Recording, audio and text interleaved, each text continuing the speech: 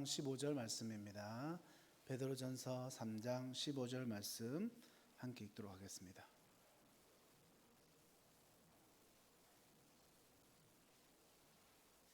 네, 같이 읽겠습니다. 너희 마음에 그리스도를 주로 삼아 거룩하게 하고 너희 속에 있는 소망에 관한 이유를 묻는 자에게는 대답할 것을 항상 예비하되 온유와 두려움으로 하고. 아멘. 반대 의견 다루기 지난 시간에 이어가지고 이제 두 번째 시간으로 가지려고 합니다. 제가 그 유인물 하나 준비했는데 유인물 다 받으셔야 되고 또 마지막에 이제 실습을 좀 이제 해본다고 했으니까 그 실습을 할 대상자들, 이분은 내가 말싸움으로 이기겠다, 이제 그 사람 데리고 오면 됩니다. 아시겠죠? 자, 두 분이 앉으셨죠? 자, 한번 반대 의견 다루기 두 번째 시간 공부하기 전에 지난주에 이제 했던 거 잘 기억하고 계시겠지만 혹시나 해가지고 제가 다시 한번 더 좀 복습을 좀 하겠습니다. 우리가 누군가를 전도하려고 할 때 특히 가족 전도에 있어서 제가 중요하게 생각하는 부분들 강조한 게 있습니다. 그죠?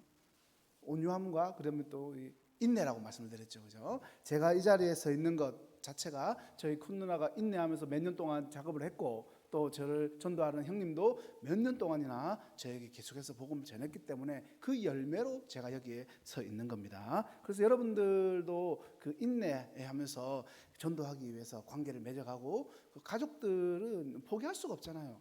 끝까지 절대로 포기하지 마시고 끝까지 복음을 전하면 분명히 열매가 맺어진다는 그 마음을 가지고 전도를 해야 됩니다. 자, 그리고 이제 반대 의견을 다룰 때 제가 원리를 좀 가르쳐 드렸지 않습니까? 물론 이 6단계 원리 그대로 다 적용을 할 필요는 없어요. 어떤 때는 하나를 빠뜨려도 되는데 그래도 이 원리대로 지켜보려고 노력을 해야 됩니다. 저도 이제 이걸 이제 공부하고 나서 지난주 전도 현장에 나가가지고 전도하면서 이거 한번 실행해 보려고 애를 썼는데 쉽게 되진 않았지만 그래도 준비해 보니까 그래도 뭔가 자신감도 생기고 누가 제발 좀 말 좀 걸어와라, 이게 내가 공부했던 거 하면 내가 대답하리라, 그런 자신감도 생기고 그랬거든요. 자, 첫 번째 기억나시는 걸로 하고 한번 보겠습니다. 우리가 반대 의견을 다룰 때 첫 번째 원리가 뭡니까? 질문에 대한 이해를 먼저 해야 됩니다. 그죠? 이 사람은 이렇게 질문했는데 연 딴소리 하면 이 사람과 소통하기가 싫어지겠죠. 자, 이건 너무 기본적인 원리이기 때문에 의도를 파악하는 겁니다. 자, 두 번째 뭡니까? 이거 그렇죠. 공감이 제일 중요합니다. 진짜 이거는 사람과 사람 간의 대화를 할 때도 기본이고 그 공감을 무조건 해줘야 됩니다. 우리 자녀들에게도 공감을 해줘야 되는 거죠. 자, 그러셨군요. 저도 예전에는 선생님과 같은 생각한 적이 있습니다. 정말로 중요한 질문을 하셨어요. 선생님 그렇게 솔직하게 말씀해 주시니까 참 감사합니다. 저도 선생님 말씀에 깊이 공감을 합니다. 그렇게 이야기하고, 아니면 참 부끄러운 일이 맞죠, 이런 이야기도 하고. 그죠? 눈도 마주치고 고개도 끄덕이면서 그 사람과 대화를 부드럽게 이어나가는 작업입니다. 자, 명료화. 자, 전도 대상자들이 한 말, 그 중심 내용을 빨리 파악을 해가지고 다시 한번 되물어보는 겁니다. 선생님 이러이러한 의미로 저한테 질문하신 게 맞는 거죠? 제가 바르게 생각한 게 맞습니까? 라고 물어보면 이 사람들은 이 사람이 그래도 내 말에 귀를 기울이고 있고 이 사람과 뭔가 대화가 잘 되겠다라는 느낌을 받기 때문에 그 느낌을 주기 위해서 이렇게 명료화를 시켜가야 된다는 거죠. 질문들을 이렇게 늘어놓더라도 딱 핵심을 집어서 다시 질문을 해보는 겁니다. 자, 그 다음에 이제 명료화 시켰기 때문에 처방과 답변을 하는 겁니다. 이 처방과 답변 단계에서 우리가 기억해야 되는 것, 내가 마침 이 처방과 답변에 잘 준비되어 있어가지고 빨리 답변하고 싶어가지고 너무 서둘러서 답변할 필요는 없다는 거죠. 이게 답변하기 또 곤란한 문제가 있는데 그럴 때는 또 살짝 비껴갈 수도 있어야 한다고 말씀을 드렸습니다. 모르면서 아는 척하고 끝까지 내가 뭔가 보여주려고 하는 그런 자세를 보면 그 사람들도 눈치를 챕니다. 이 사람 모르면서 그냥 이야기하는 거구나. 그죠? 모를 때는 역으로 이렇게 질문해 볼 수 있는 게 참 좋은 것 같습니다. 그죠? 선생님 방금 하신 질문에 대해서는 선생님은 어떻게 생각하십니까? 라고 물어보는 거죠. 그죠? 이런 대화 형식으로 비껴가거나 자연스럽게 다음 대화를 이어나간다는 겁니다. 전도 대상자들하고 논쟁을 해서 이기면 영혼을 잃어버린다는 거죠. 이기긴 했는데 내 기분 좋은데 영혼 잃어버리면 그건 그죠? 그런 사실이 있다는 사실을 잊으면 안 됩니다. 자, 여러분, 전도자의 목적은 나의 신앙의 지식을 뽐내는 게 목적이 아니라고 말씀을 드렸죠. 또 논쟁에서 불신자들을 이겨먹어야 되겠다는 것도 목적이 아닙니다. 전도자의 최종 목적은 어떻게 해서든지 복음을 조금이라도 더 전하는 것, 그게 우리의 목적입니다. 자, 그 다음에 다섯 번째, 성경이 말하고 있는 것을 이야기하는 거죠. 성경 말씀에 대한 이 권위와 능력을 우리가 먼저 체감하고 그것을 깊이 인식하고 있어야 됩니다. 그죠? 선생님, 지금 우리 눈에는 천국과 지옥이 보이지 않지만 성경에는 분명히 심판이 있다고 말씀하십니다. 한 번 죽는 것을 사람에게 정하신 것이요 그 후에는 심판이 있으리니 라고 말씀하셨습니다. 성경을 이야기할 때는 부드럽고 온유한 마음으로 하지만 단호할 때는 좀 단호하게 이렇게 이야기를 해야 됩니다. 단호한 어조와 태도도 성경 말씀할 때는 중요합니다.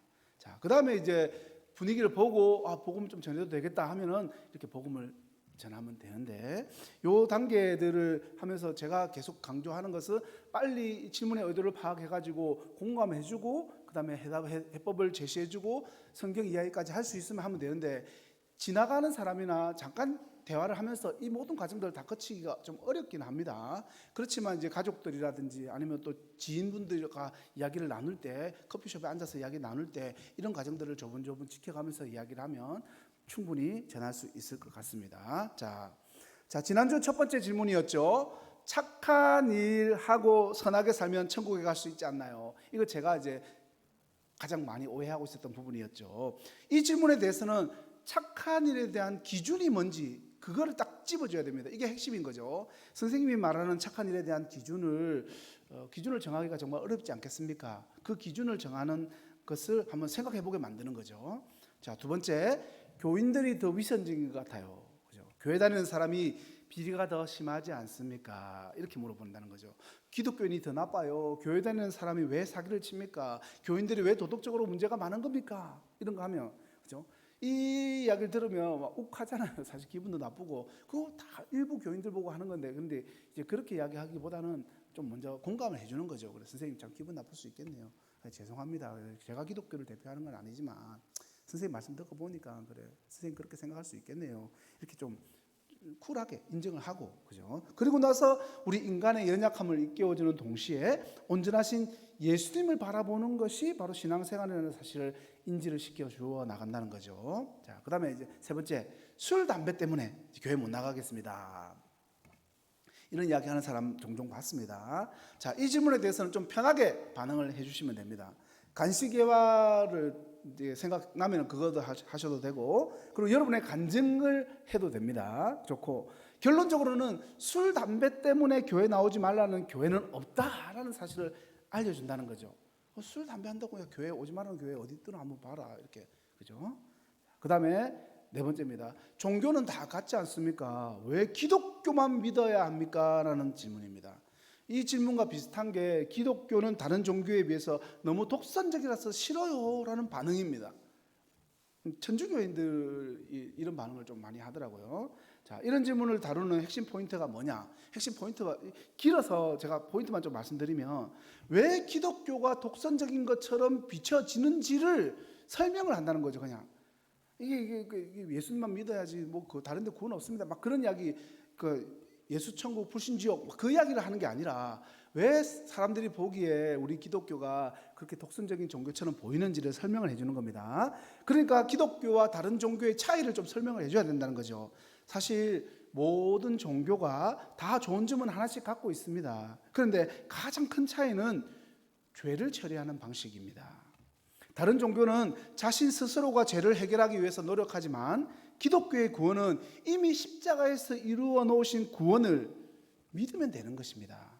석가모니도 자신이 하나님이라고 말하지 않았고, 마호메트도 자신이 단지 알라신의 예언자라고만 주장을 했을 뿐입니다. 공자도 단지 이 세상을 어떻게 살 것인지에 대해서 말할 뿐이지 않습니까? 그런데 예수님은 처음부터 자신은 구세주요 하나님의 아들이라고 말했습니다. 뿐만 아니라 마호메트나 부처나 공자 어느 누구도 인간의 죄 문제에 대해서는 완벽한 해결책을 제시하지 못했지만 오직 예수님만이 이 문제를 직접 해결하시기 위해서 죽으셨습니다. 그런데 그렇게 죽으셨을 뿐만 아니라 어느 누구도 죽음에서 부활하지 못했지만 예수님께서는 그 죽음을 이기시고 살아나셨습니다. 모든 종교의 중심은 나이지만 기독교의 중심은 예수님이십니다. 그런 측면에서 우리 기독교가 독선적으로 보일 수도 있다는 거예요. 이렇게 이해를 시키는 거죠. 그러면 뭐 할 말은 없는 거잖아요. 말꼬리 자꾸 늘어지는 거는 뭐 어쩔 수 없는 거지만 기본적으로 왜 기독교가 독선적으로 보이는 거야? 그거는 예수님께서 그렇게 사셨고 예수님께서 직접 그렇게 말씀하셨기 때문에 그죠? 그렇게 보인다는 겁니다. 그걸 이렇게 이야기한다는 거죠. 그죠? 왜 독선적으로 보이는지 설명을 해준다. 그게 포인트입니다. 자, 지난주 4번째까지 이렇게 하고 이제 오늘 5번째 갑니다. 아이고 제사 때문에 못 믿겠어요. 제사 문제 어떻게 합니까? 이제 이거 이제 나옵니다. 우리나라 문제 그죠? 이런 질문은 특히 본인이 장손일 때 그 사람에게는 엄청 심각한 문제일 수가 있지 않겠습니까? 자, 이런 반대 의견 들었다. 제일 먼저 뭘 해야 되겠습니까? 그죠? 공감, 그죠? 공감해 주는 거죠. 선생님 말씀 듣고 보니까 요즘 보기 드문 효자 같습니다. 그죠? 선생님. 아이고, 선생님은 제사 문제에 관심이 많으신가 보네요. 살아 계실 때 효도도 하고 또 돌아가신 후에도 조상의 은혜를 기억하는 것은 참 귀한 일 같습니다.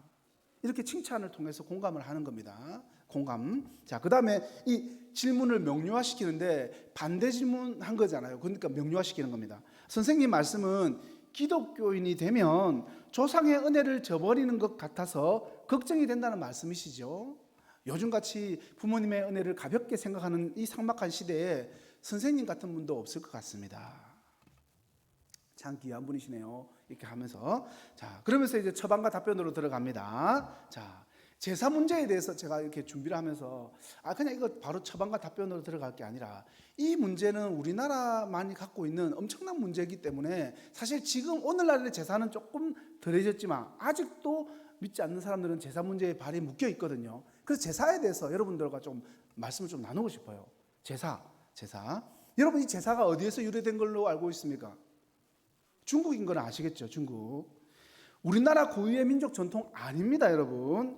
완전히 잘못 알고 있는 거죠. 제사의 뿌리는 중국인데 중국의 시황제 때, 진시황제 때 천제를 드렸어요. 자신들이 믿는 하늘님께 드리는 제사. 그게 왕의 조상에게 드리는 제사로 발전이 되었고 나중에는 유교 사상하고 결합이 되어서 송나라 때 주자학으로 이론으로 성립이 됩니다. 주자학. 그죠? 이것이 주자학과 함께 우리나라에 도입되어서 퇴계 이항 선생님에 의해서 성리학으로 정립이 되고 제사법도 그때 성행하게 됩니다. 이런 역사적인 전차가 있는데 그러면 우리나라에서도 사실 처음에는 이 특수한 사람들에게만 제사를 드렸는데 그래서 그러다가 태조 이성계 있죠. 이성계가 조선을 어떻게 건국한지 다 아시지 않습니까? 고려 말기 왕씨 정권으로부터 무력으로 그 정권을 찬탈했지 않습니까? 그러니까 도덕성을 문제 삼으면서 민심이 완전히 바닥이었다는 겁니다. 그 당시에. 그런 사실 때문에 이성계가 막 고민을 하고 있으니까 그 당시에 책사로 있던 무학대사가 이성계에게 민심을 돌릴 수 있는 좋은 방법이 있다고 하면서 이렇게 이야기하죠. 정권은 칼로 잡을 수 있으나 입안된 민심은 칼로 잡을 수 없으니 간접적인 방법을 써보세요. 이 백성은 조상에 대한 효가 극진하오니 이를 장려하면 옳게 여길 것입니다. 그러니까 진짜 백성들을 생각하고 효를 위해서가 아니라 자신의 그 정권의 안정을 위해서 조상 제사를 더 많이 지내도록 적극적으로 권장을 했다는 겁니다. 우민 정책을 쓴 거죠. 우민 정책. 그죠? 전두환 대통령 때 3S를 썼다. 그런 거하고 비슷한 겁니다. 이게. 그때 권장했던 제사 방법이 오늘날에도 그대로 쓰여지고 있는 겁니다. 그때 권장했던 제사 방법 중에서 이제 필수적으로 제사상에 올려야 될 것들 아시는 분들 많을 텐데, 그죠? 뭐 밤, 대추, 그다음에 감 이런 거 막 필수적으로 올려야 되는 거거든요. 오늘날 제사상에도 그대로 쓰이는 대부분의 품목인데 왜 대추, 밤, 감을 꼭 올려야 된다고 했느냐? 다 의도가 있어요. 여기 숨은 의도가 있습니다. 진짜 이게 소름 돋더라고요. 저도 이거 보면서. 대추는 여러분 씨가 하나 있지 않습니까? 그러니까 이 나라의 임금은 오직 하나라는 의미가 있는 겁니다. 밤은 한 송이에 세 알맹이가 들어있잖아요. 보통. 그러니까 삼정승, 영의정, 우의정, 좌의정, 이 좌의정을 뜻하는 겁니다. 그 좌의정을 두고 그 다음에 감은 씨앗이 여러 개지 않습니까? 그러니까 육판서, 이조, 호조, 예조, 병조, 형조, 공조를 두고서 나라를 통치하겠다는 그런 의도를 갖고 이걸 권장한 겁니다. 그러니까 백성들이 제사를 지낼 때마다 홀로 하나이신 왕이시여 삼정승과 육판서를 거느리시고 왕의 나라가 태평성대 하소서, 이런 의미로 제사를 드리게 했다는 겁니다. 백성들의 제사를 통해서 자신들의 왕조를 유지시키려는 의도와 목적을 분명히 갖고 있었던 겁니다. 이런 사실을 알 수 없는 우매한 백성들이 완전히 선동을 당한 것이고, 그런 제사가 오늘날에도 우리들에게 전수가 되고, 이런 정도는 이제 제사에 대한 기본 상식인데, 그래서 뭐 숭유 억불 정책 이야기하지 않습니까? 고려에는 불교를 숭배했고 뒤에는 이제 조선에는 유교를 더 숭상했는데, 왜냐하면 이런 의미에서, 이런 의도를 가지고 유교를 권장을 했던 겁니다. 자, 기본 상식입니다, 이게. 자, 그 다음에 처방 답변을 갑니다. 이런 상식을 갖고 있으면 그 사람들이 제사 이야기를 하더라도 별로 두렵지 않죠. 제사 그거 내가 다 안다, 그 정도는, 이렇게 이야기하는 거죠. 자, 제사에 대해서 처방 답변 이렇게 하면 됩니다.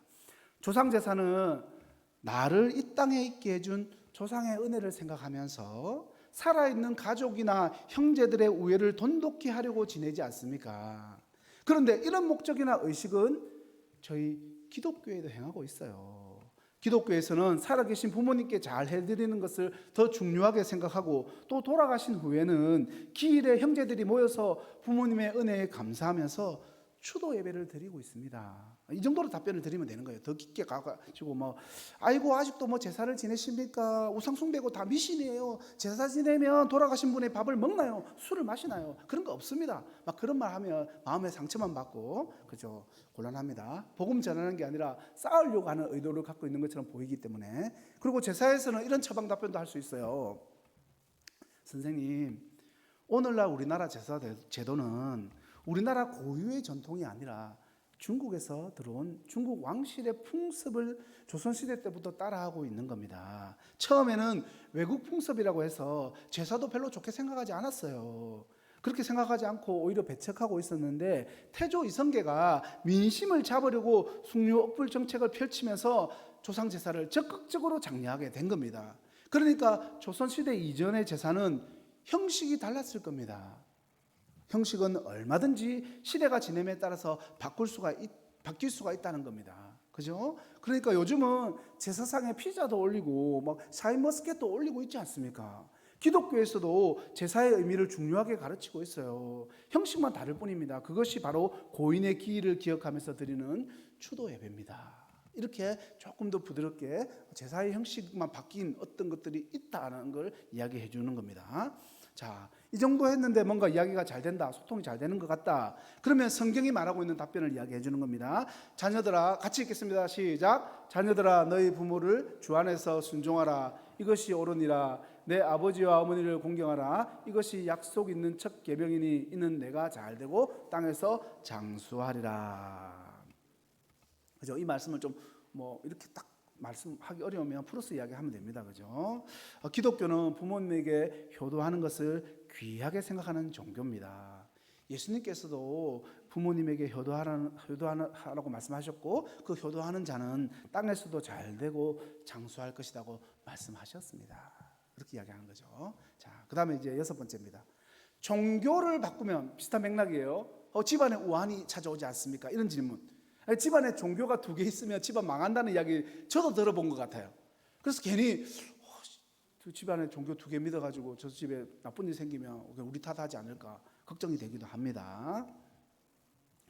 이 질문에 대해서는 질문에 대한 이해를 좀 해보면, 이런 경우에는 상대방을 일단 존중을 해주는 건 항상 필요합니다. 그죠? 보통 이런 말을 하는 사람은 좀 세게 말합니다. 그죠? 자신이 믿는 것에 대한 나름대로의 강한 확신이 있는 사람이라는 거죠. 그렇기 때문에 이런 사람의 이야기를 잘 들어주고 또 좋은 인상 남기는 것 정도만 이 사람들에게 접근하면 됩니다. 이런 분들은 귀신의 존재를 믿는 거니까 지금 믿고 있는 대상을 하나님으로 옮길 수 있도록 그렇게 기회를 제공하는 정도로 접근하시면 됩니다. 일단 뭐부터 해야 되느냐? 공감이죠, 공감. 아이고, 네, 맞습니다. 선생님, 그래서 옛날 우리 조상들은 절구통을 옮길 때만 해도, 그죠? 좋은 날을 잡았고, 이사하는 날도 손 없는 날을 택하고, 심지어 7, 80년대만 해도 벽에 못 하나 박는 것도 날을 잡아가지고 기일을 택하고 손 없는 날, 그런 날에 잡아서 하고 그랬지 않습니까? 다들 그렇게 살았죠, 그죠? 이렇게 이야기를 하는 거죠. 그러면 그렇죠 이렇게 할 겁니다. 그래서 그리고 질문을 명료화하는 겁니다. 지금 선생님께서 염려하시는 것은 믿음의 대상을 바꾸게 되면 선생님 집에 어려움이 생길까 봐 염려가 된다는 말씀이신 거죠. 그렇죠? 제가 바르게 이해했습니까? 이런 질문도 하고 그죠? 자, 그다음에 이제 처방과 답변을 합니다. 선생님, 우환을 두려워하는 것을 보니까 귀신이 있다는 사실을 믿는 분이시네요. 신 중에 최고의 신이 하나님이시고 하나님은 귀신 같은 잡신들을 다스리시는 분이십니다. 저도 예수님을 믿기 전에는 귀신이 무서워서 장단 거는 것도 나를 받아서 하고 이사 갈 날도 꼭 나를 받아서 하고 했었어요. 그런데 어느 날 어떤 신보다 가장 위대한 신, 귀신들도 그분을 알아보고 벌벌 떠는 하나님을 영접한 후에 모든 두려움과 속박에서 벗어나게 되었답니다. 이렇게 이야기하는 거죠. 그러면서 분위기 보고 복음 제시를 하면 되는데, 제가 모든 신 중에 가장 뛰어난 신 하나님에 대해서 좀 더 말씀을 드려봐도 되겠습니까? 라고 이야기한다는 거죠. 자, 제가 6번 이렇게 하면서 이거는 이제 제가 별표 딱 해놓는 겁니다. 저희 작은 누나한테 써먹으려고. 저희 5남매 이제 다 4남매가 신앙생활 열심히 잘하는데 저희 작은 누나가 거의 지금 신앙생활 안 하고 있어요. 원래 신앙생활 했던 사람은 아니니까. 근데 작은 누나는 그 신앙생활만 안 하는 게 아니라 약간 미신 쪽으로 좀 많이 가 있어요. 그래서 제가 뭐 철아 어디 있노 이러면 제가 이렇게 장례식 갔다 온다 뭐 이렇게 이야기하지 않습니까? 그러면 소금 꼭 뿌리고 온네 그럽니다. 전화로 걱정을 해요 막. 그래서 웃거든요 제가. 그래서 제가 목사인데도 우리 교회도 오기도 했고 막. 근데 하여튼 그 두 개가 짬뽕이 돼가지고 누나는 지금 정신을 못 차리고 있어요. 그래서 이 누나는 그래도 이 뭐 귀신에 대한 존재에 대해서 인식을 하고 있으니까 그 귀신보다 뛰어난 분이 내가 믿고 있고 우리 형제들이 믿고 있는 하나님이다. 요거 전해주면 될 것 같아요. 그래서 얼마 전에는 자기 아는 동생이 교회에 나가고 있어가지고 같이 가자고 하는데 거기 뭐 신천지나 이단이나 아니냐 저한테 물어보기는 했었거든요. 그리고 이런 작업들이 필요합니다. 가족들 중에 분명히 그런 분이 있을 거거든요. 그러면 캐치를 딱 하셔가지고 이런 이야기를 좀 하면 됩니다. 자, 그리고 7번째입니다. 교회에 무슨 교파가 그리 많습니까? 그런 이야기 하는 분입니다. 이 질문에 대해서 왜 이런 질문을 했는지 이해를 좀 해보면 이런 질문을 하는 사람들은 진짜 궁금했어라기보다는 전도하는 사람이 이제 귀찮아가지고 떼버리려고 어디서 듣긴 들었는데 그래가 이런 말을 던지는 겁니다. 핵심은 이런 질문을 하는 사람들이 뭔가 교회에 대해서 관심이 많고 많이 알아서 질문하는 게 아니라는 겁니다. 그죠? 대부분의 불신자들은 교회 내부의 문제에 대해서 관심이 없습니다. 그죠? 그리고 잘 알지도 못할 뿐더러 그런 관심도 없는 그런 존재입니다. 그러니까 이런 분들 앞에 뭐 지난번에 목사님이 말씀하셨지 않습니까? 막 1950년대 WCC부터 해가지고 막 역사 쭉 이야기하고 그렇게 할 필요가 없다는 겁니다. 그런 걸 막 다 외워서 할 필요 없고 일단 이런 질문을 해도 뭐 해야 된다? 공감. 그렇죠. 공감을 잘해 주셔서 감사합니다. 네, 선생님 매우 중요한 질문을 해주셨습니다. 교회 내에 교파가 많은 것을 아시는 걸 보니까 그래도 기독교에 대해서 관심이 좀 있으신가 봐요. 대부분 이런 교파 문제에 대해서는 크게 관심을 갖지 않는데 선생님이 이런 질문 해주시니까 참 감사합니다. 이렇게 얘기하는 거죠. 그리고 공감해주고 명료화를 시키는 겁니다. 그러니까 지금 선생님의 질문은 왜 이렇게 조그마한 나라에 교단의 종류가 이렇게 많은지 궁금하다는 말씀이신 거죠. 제가 바르게 이해한 게 맞습니까? 그러면서 저방과 답변을 하는 겁니다. 선생님, 이 큰 나무가 자라는 경우를 생각해 보면 좀 쉽게 이해가 될 겁니다. 나무가 자랄 때 가지도 많이 생겨나지 않습니까? 그것은 나무가 살아있고 잘 자라나고 있다는 증거가 됩니다. 저 나무들을 좀 보세요. 얼마나 풍성하고 아름답습니까? 물론 가지 많은 나무에 바람 잘 날 없다는 말이 있듯이 여러 가지 문제들이 있을 수는 있어요. 그리고 문제가 있는 것처럼 보일 겁니다. 그런데 나뭇가지는 많아도 줄기나 뿌리는 하나예요, 하나. 기독교는 여러 교단으로 나누어져 있지만 예수 그리스도라는 그 줄기 뿌리는 하나입니다.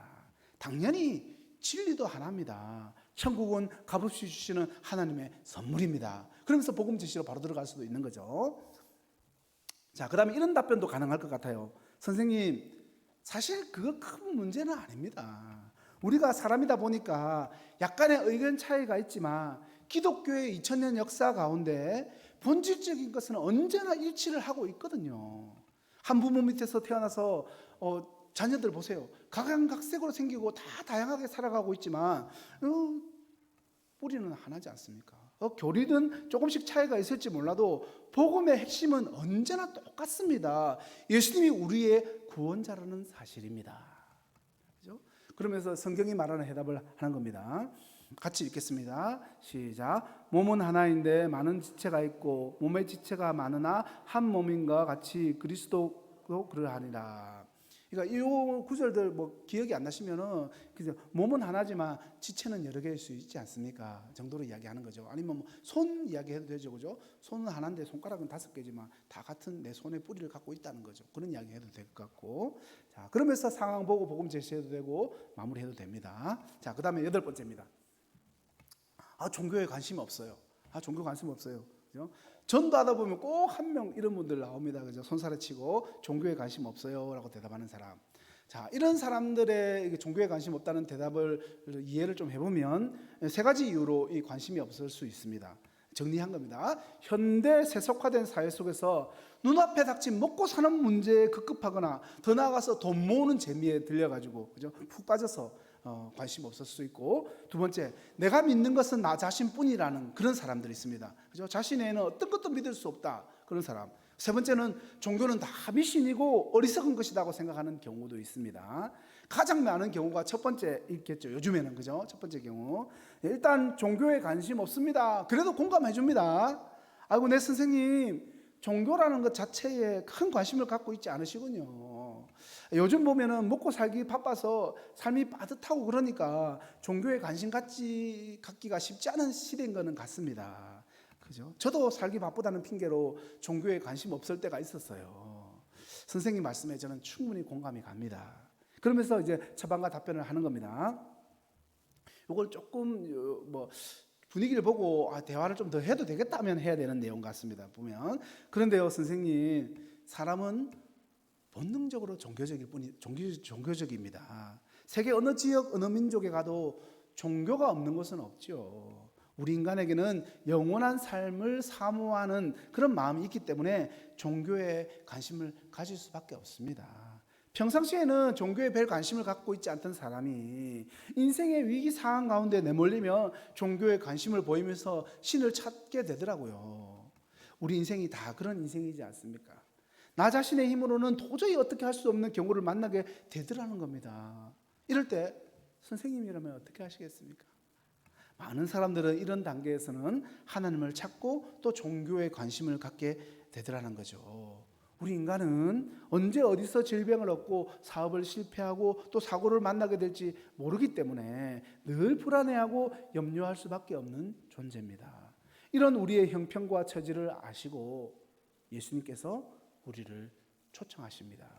하나님과 종교에 대해서 한번 생각해 보시고 여유를 가져보시는 건 어떨까요? 라고 조금 이야기를 해보는 거죠.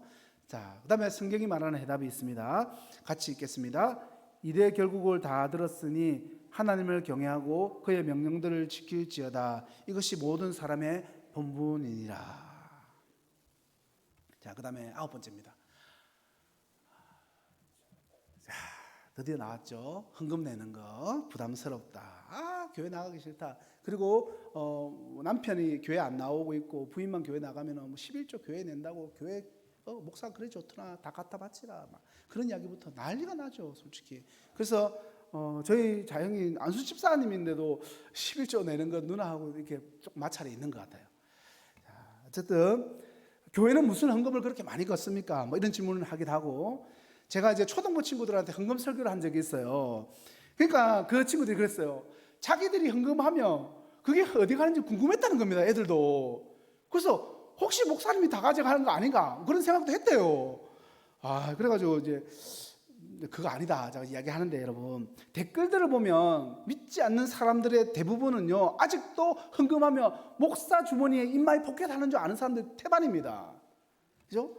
만약에 여러분들이 하신 헌금을 만약에 뭐 제가 목사님하고 n분의 1 나누어 간다. 그렇다면 제가 뭐 이렇게 꼬질꼬질하게 살아가겠습니까? 그죠? 제가 우리 초등부한테 뭐 꼬질꼬질하니까 아닌데요, 목사님 꼬질꼬질하게 안 보이는데요. 막 스마트워치도 차고 있고 되게 뭐 좋아 보이는데요. 이런 말하더라고요. 좋아 보이십니까?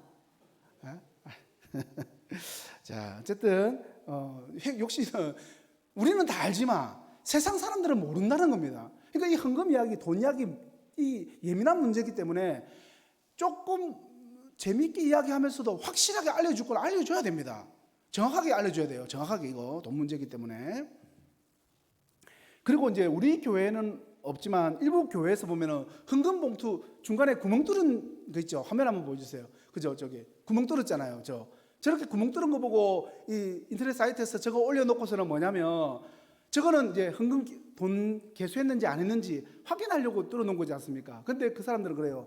저거 가지고 만 원짜리인지 5만 원짜리 했는지 저거 감시하려고 뚫어놨다고 그렇게 댓글들을 달고 있어요. 진짜입니다. 그러니까 그 허위 뉴스, 가짜 뉴스가 진짜처럼 둔갑을 하는 겁니다. 그리고 실제로 이제 맘카페에 올라온 글들 한번 보세요. 예, 너무 작아가지고 안 보입니까? 제가 이야기 읽어드릴게요. 아이랑 둘이서 다녀보고 싶은데 교회는 어릴 때 부활절 계란이나 과자 먹으러 간 거 말고는 가본 적이 없어서 그냥 예배 시간 맞춰서 가면 되나요? 헌금은 얼마가 적당한지 11조 내는 교회는 피하고 싶은데 그런 교회가 많을까요? 그리고 그 밑에 댓글 또 있습니다. 또 5살 아이 교회 헌금 하나요? 저는 교회 안 가고 아이들만 다녀요. 초등 4학년, 2학년 아이들은 1,000원씩 헌금하는데 5살 아이는 한 번도 안 했거든요. 하게 되면 보통 얼마씩 하나요? 실제로 맘카페에 올라온 글들입니다.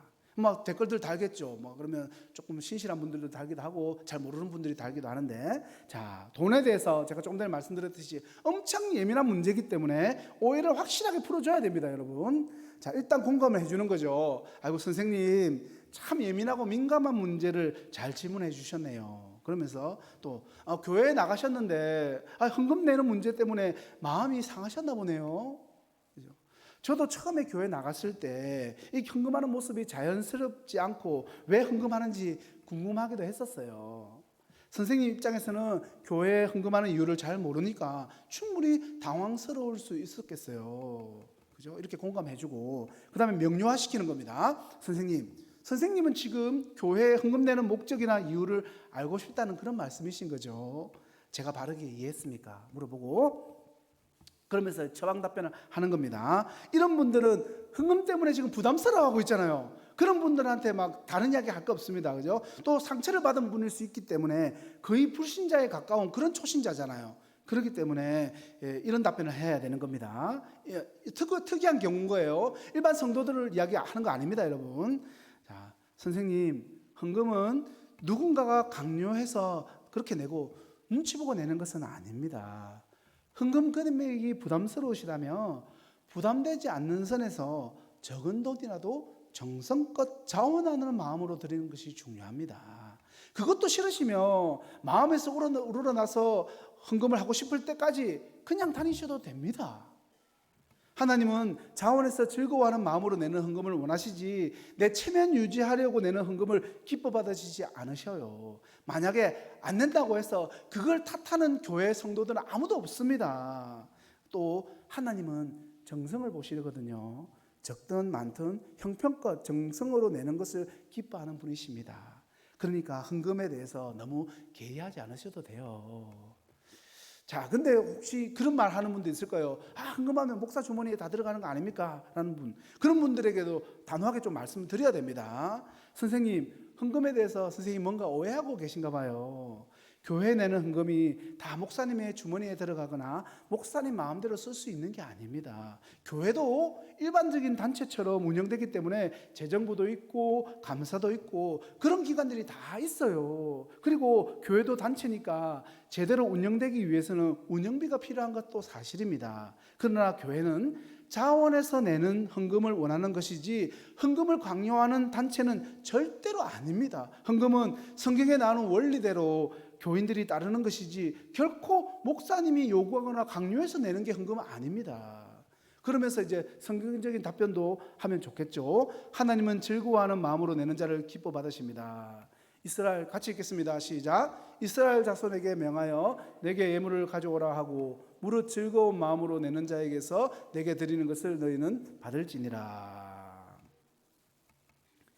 하나님은 즐거워하는 마음, 그렇게 자원하는 마음으로 내는 헌금을 기뻐하신다.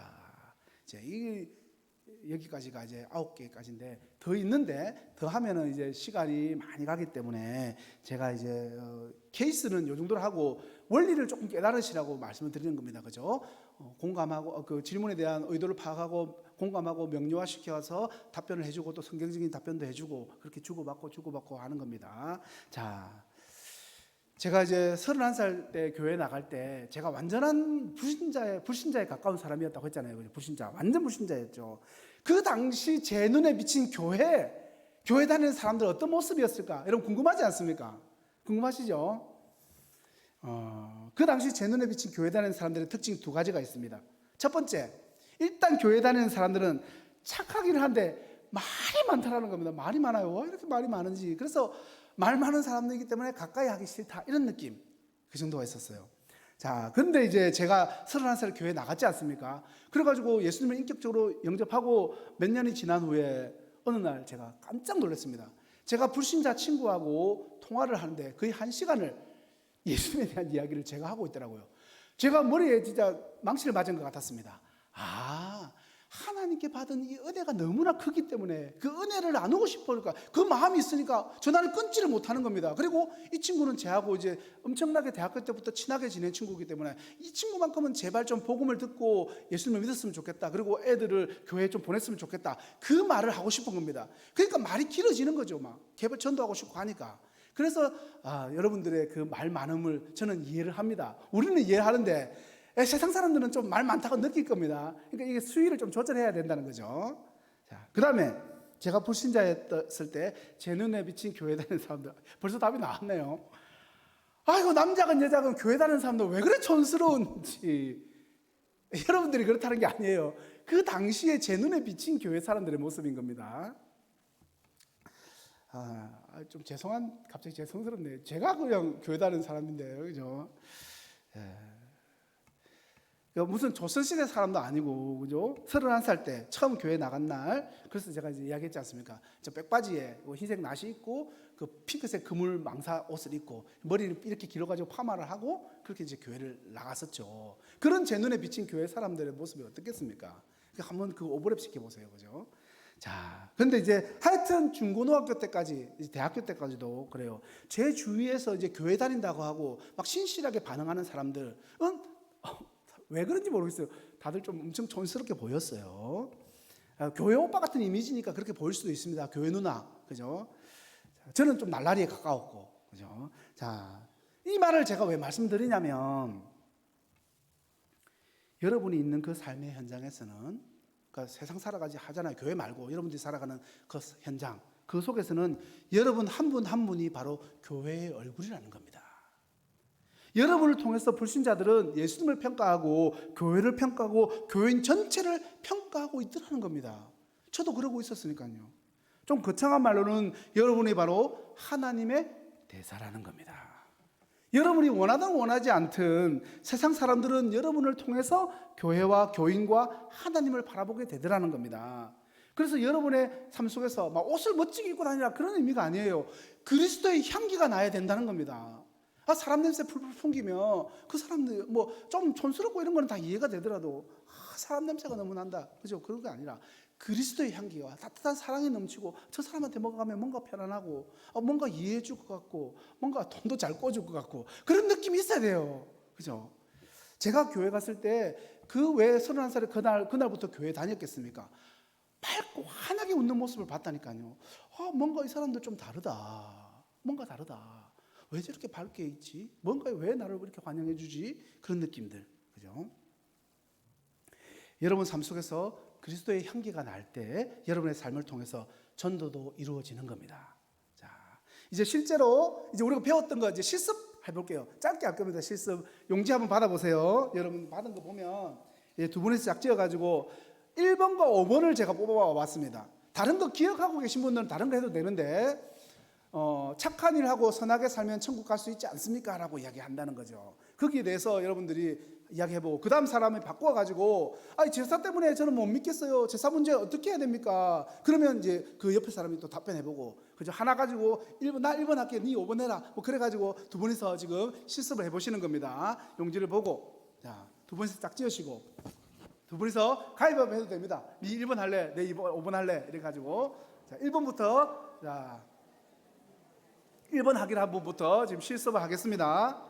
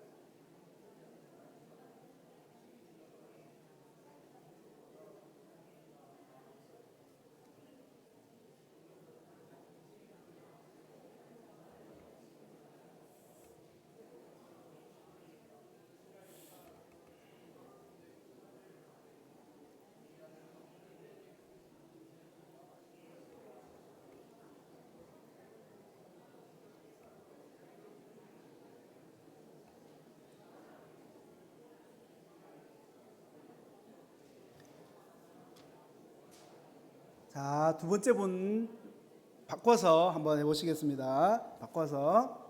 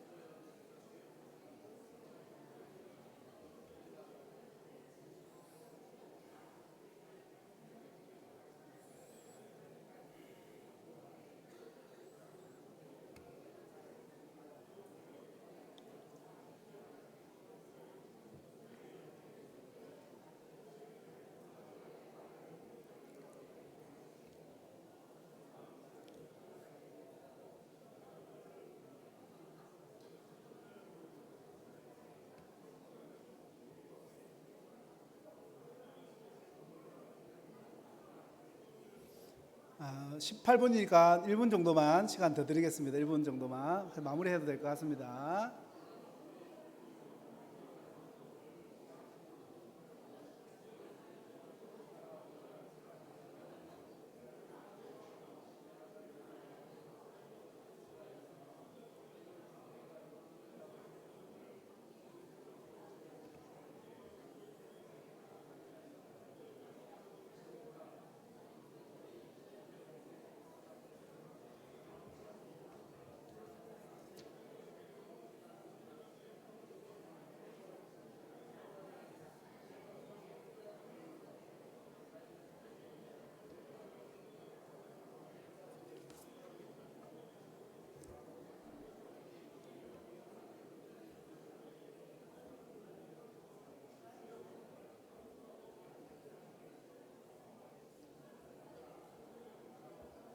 네, 잘 해주셔서 감사합니다.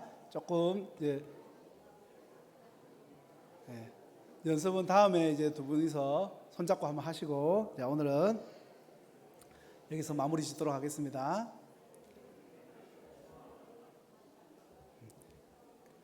제가 기도하겠습니다. 우리의 힘과 능력